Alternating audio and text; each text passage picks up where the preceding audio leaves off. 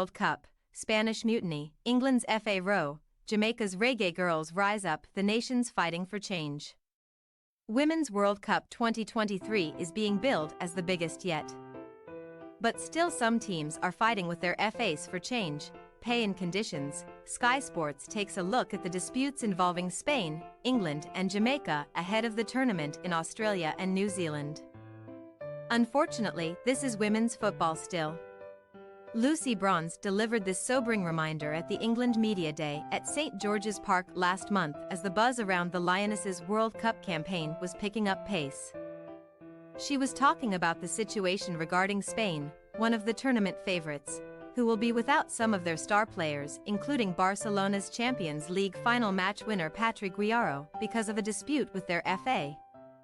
The RFEF. 15 players emailed the RFEF in September to declare themselves unavailable for selection as they expressed their discontent under head coach Jorge Vilda. Reports claimed there was a toxic culture which was impacting their mental health and performance. The RFEF chose to stand by Vilda and were robust in their response. The rebels, who denied they were trying to get Vilda sacked, were told they would only return if they could recognize their mistake and ask for forgiveness. After months of uncertainty and a lack of clarity from Vilda and the RFEF, former Man United defender Ona Battle and her two Barcelona teammates Mariona Caldentey and Aitana Bonmati were the only ones from the 15 chosen to go to the World Cup. Guijarro's Champions League winning Barcelona teammates Mappy Leon, Claudia Pina and Sandra Panos will also not be playing in Australia and New Zealand. I know that they're ambitious players, Bronze said of those missing out, many of whom she plays with at Barca. But to them there's more at stake than accolades. It will really me off not to go to the World Cup. But my values come first, Leon said in March. Speaking to BBC Sport at St George's Park, Bronze added, "It's sad that they're missing out on something that's a huge moment in any footballer's career to make a difference. But unfortunately, this is women's football still." Bronze's final words have proven to be a prescient warning for England, who flew to Australia without a resolution to their row with the FA over performance-related bonuses. The European champions are understood to be disappointed that the FA has not offered to pay their own bonuses now FIFA is distributing prize money to players rather than to the federations, as had previously been the case.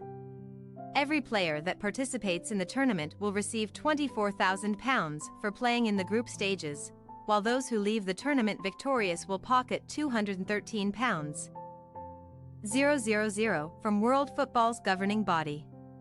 The FA, which has been searching to find a resolution, feels that the players' 300% rise in earnings compared to France 2019 is ample, especially considering this will be the first major tournament it is set to make a loss at with all the logistical costs. The Lionesses, though, argue that if they progress to the latter stages of the competition, the FA will boost its commercial revenues, something they feel they should benefit from. 2. The focus, naturally, leans towards star-heavy England and Spain, but their stories are not unique. Many teams around the world who face a lot of problems are fighting a fight, said Bronze.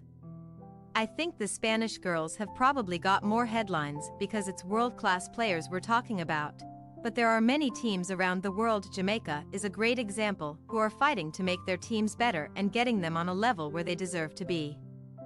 The Reggae Girls, whose squad includes Manchester City's top scorer Khadija Bunny Shaw, are heading to just their second World Cup, hoping to go one better than their group stage exit in 2019. Their preparations have been far from straightforward, though. Jamaica have spoken out about what they describe as subpar support from the Jamaican Football Federation. Friendlies have been missed due to poor planning. Compensation contractually owed has gone unpaid, and the Reggae Girls' complaints appear to have fallen on deaf ears, an open letter from the players last month revealed. Perhaps the perfect illustration of the situation Jamaica find themselves in is the GoFundMe page set up by Sandra Brower, the mother of midfielder Havana Solon. she is asking all the soccer enthusiasts who love the power of a Cinderella story and the women who know the fight for equality continues to donate to help cover the costs of the tournament. The Reggae Girlz Foundation is also hoping to raise $75,000 for the team's send-off camp in July. This is nothing new for the Reggae Girlz, who have seen their funding cut by the JFF several times over the last 9 years. The Reggae Boys, meanwhile, have had no such issues. Had it not been for the intervention of Cedilla Marley, the daughter of music legend Bob, the Reggae Girlz may never have got to a World Cup at all. Marley, the Jamaica women's football ambassador, has helped bankroll the team since 2014, something she continues to do, and used her platform to ensure the Reggae Girlz receive the recognition they deserve. Bronze, speaking last week in Australia about England's dispute, summed up why it is important for women's teams to keep nudging the dial regarding fair payment and conditions.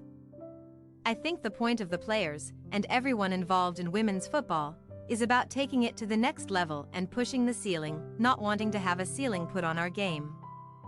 And making sure we leave the game in a better place than what we found it," said Bronze. Canada, Nigeria, and South Africa have also voiced their frustrations over conditions and issues around compensation. Negotiations for Canada's labor agreement have been hanging over the players' heads in the build-up to the tournament, while the head coach of their Group B rivals Nigeria admits he's considered not traveling because of difficulties he's endured when dealing with the country's FA. South Africa felt compelled to boycott their send-off game over fears about the quality of the pitch and a dispute over performance-related bonuses, which has now been resolved after a charity stepped in with a donation. This World Cup is a reminder of how much work is still left to do. Just because progress has been made over the last 4 years, it doesn't mean the job is done. This is, after all, still women's football. Thanks for your watching. Don't forget to click the subscribed button and hit the bell icon for more.